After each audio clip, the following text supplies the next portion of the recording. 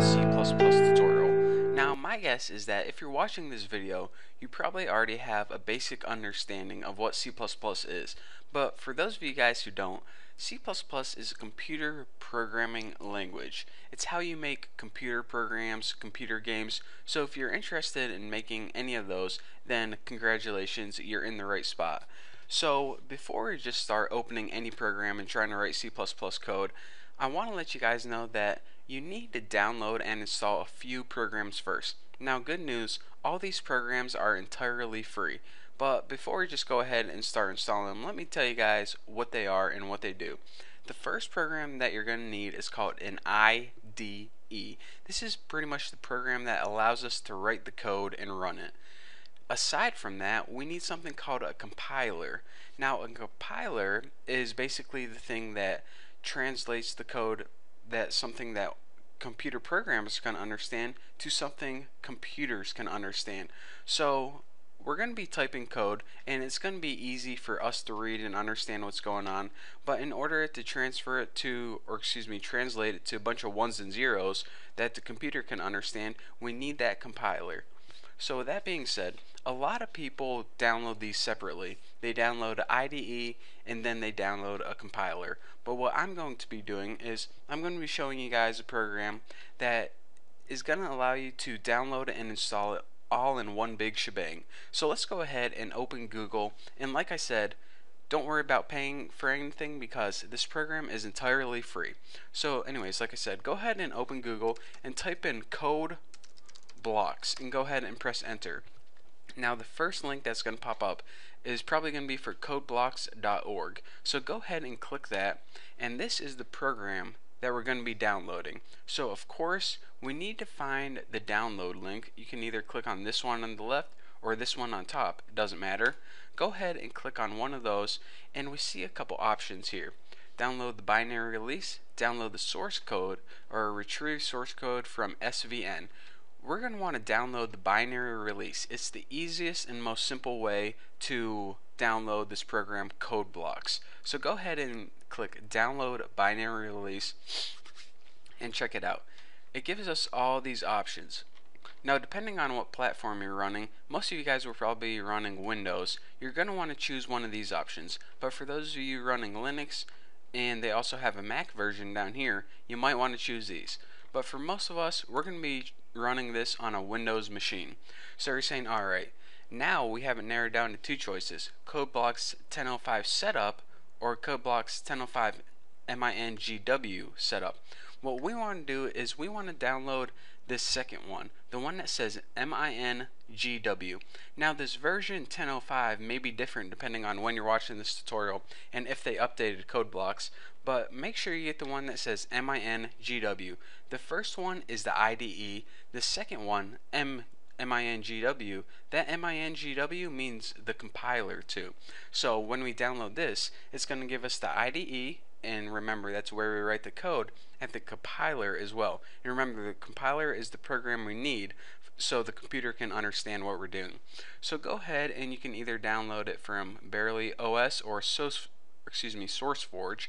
I already have it downloaded, so I'm not going to click this, but oh, excuse me, I got some phlegm in my throat. I just drank a Frutista Freeze from Taco Bell, and I ate a taco, and that is not a good idea because they should call these things brain freezes, brain freezies, because that's all it does to you. Just freezes your brain in your throat, and and it puts a bunch of phlegm in your throat, but I can't stop drinking it. It's addicting.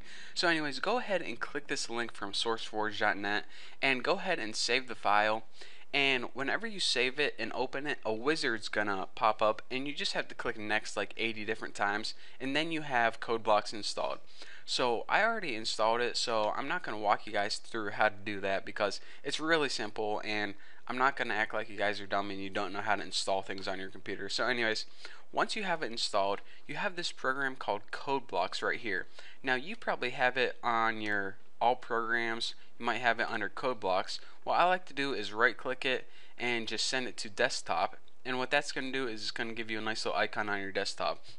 But anyways, once you have it installed, just go ahead and double click it, and we're going to run a really simple program just to make sure it's working correctly. So go ahead, it gives you these tips, close them out. what we're going to want to do is create a new project, and you can either do that by creating this new project right here, but what I like to do is I like to go up to the file menu and click new project. Now it's going to give you a list of a bunch of different projects you're going to want to create. What we're going to want to choose is console application. This is what you're going to be choosing most of the time. This pretty much means a basic program for the computer. So just go ahead and select this and press go, and make sure you're working in C++. C is a totally different language. We don't want that. So C++, go ahead and click next, and now name your project anything you want. I'm going to name mine YouTube, why not? And you can save it wherever you want. I might as well just save mine right on desktop. It looks good. But it really doesn't matter where you save it or even what you name your project. Just name it something that's easy to remember. So go ahead and give your project title. Go ahead and click next. And make sure you're using the GNU GCC compiler. Basically everything should be set up by default. Make sure your settings look the same as mine. As long as you didn't hit anything by accident, you should be good to go. So go ahead and click finish, and you see that nothing pops up by default. And you're saying, alright, I thought we just created something, so how do we see what we just created?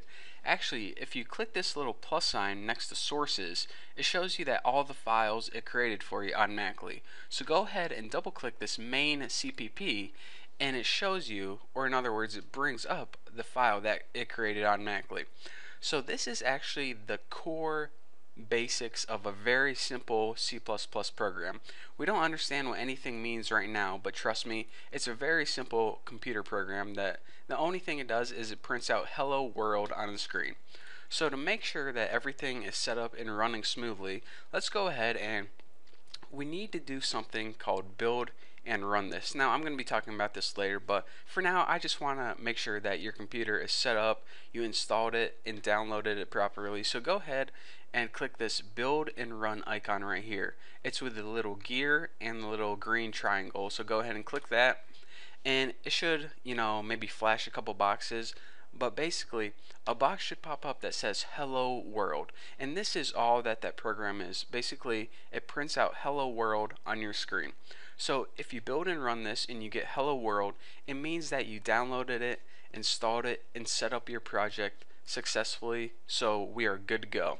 So again, I know you guys don't know what any of this means or even know how to code one line of code yet, but I'm going to be going over that in the future tutorials. But for now, that's all I have for you guys. So thank you very much for watching. Don't forget to subscribe, and I'll see you next tutorial.